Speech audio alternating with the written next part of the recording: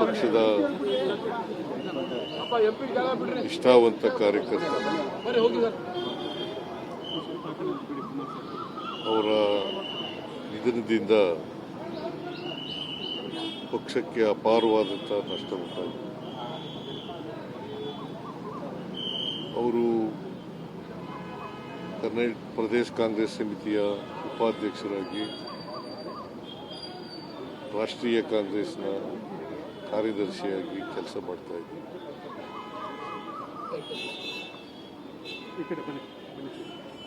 ಮೊನ್ನೆ ನಾನು ದೇವರಾಜ ಅರಸರವರಿಗೆ ಅವರ ಪುಣ್ಯತಿಥಿ ಕಾರ್ಯಕ್ರಮದಲ್ಲಿ ಕಾರ್ಯಕ್ರಮ ಅಲ್ಲ, ಅವರ ಹಾರ ಹಾಕ್ಲಿಕ್ಕೆ ಹೋದಾಗ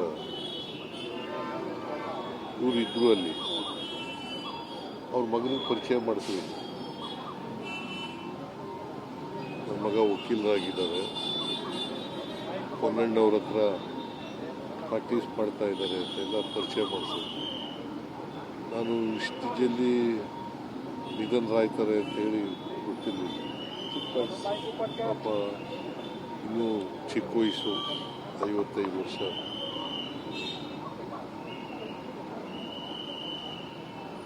ಅವರು ನಿಧನರಾಗಿರ್ತಕ್ಕಂಥದ್ದು ಭಾಳ ನೋವಿನ ಸಂಗತಿ.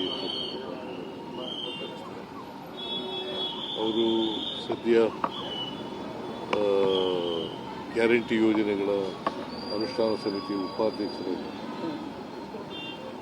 ಒಳ್ಳೆ ಕೆಲಸ ಮಾಡ್ತಾಯಿದ್ರು. ಪಕ್ಷದ ಕೆಲಸ ಕೂಡ ಮಾಡ್ತಾಯಿದ್ರು. ಜೊತೆಗೆ ಅನುಷ್ಠಾನ ಸಮಿತಿಯ ಉಪಾಧ್ಯಕ್ಷರಾಗಿ ಕೂಡ ಒಳ್ಳೆ ಕೆಲಸ ಮಾಡ್ತಾರೆ. ಅವರ ಇದರಿಂದ ನಮ್ಮ ಪಕ್ಷಕ್ಕೆ ಮತ್ತು ಭಾಳ ದೊಡ್ಡ ಹಾನಿಯಾಗಿದೆ ಅಂತಕ್ಕಂಥ ಮಾತು ಅವರ ಕುಟುಂಬ ವರ್ಗದವರಿಗೆ ಅವರ ಸಾವಿನ ದುಃಖವನ್ನು ಭರಿಸ್ತಕ್ಕಂಥ ಶಕ್ತಿ ಕೊಡಲಿ,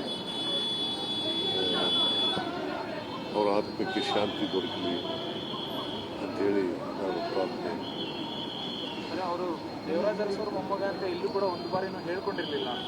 ಅದು ಆ ಥರ ಹೇಳ್ಕೊತಿರ್ಲಿಲ್ಲ. ದೇವರಾಜ ಅರಸರವರ ಮೊಮ್ಮಗ ಅಂತ ಹೇಳಿ ಎಲ್ಲೂ ಕೂಡ ಹೇಳ್ಕೊಳ್ತಕ್ಕಂಥ ಇದಿಲ್ಲ. ಬಟ್ ಪಕ್ಷಕ್ಕೆ ಲಾಯಲ್ ಆಗಿ ಕೆಲಸ ಮಾಡ್ತಾ ಇದ್ದಾರೆ. ಪಕ್ಷದ ನಿಷ್ಠಾವಂತ ಕಾರ್ಯಕರ್ತ. ಅವರ ನಿಧನದಿಂದ ಪಕ್ಷಕ್ಕೆ ಅಪಾರವಾದಂಥ ನಷ್ಟ ಉಂಟಾಗಿದೆ. ಅವರು ಕರ್ನಾಟಕ ಪ್ರದೇಶ ಕಾಂಗ್ರೆಸ್ ಸಮಿತಿಯ ಉಪಾಧ್ಯಕ್ಷರಾಗಿ, ರಾಷ್ಟ್ರೀಯ ಕಾಂಗ್ರೆಸ್ನ ಕಾರ್ಯದರ್ಶಿಯಾಗಿ ಕೆಲಸ ಮಾಡ್ತಾ ಇದ್ದರು.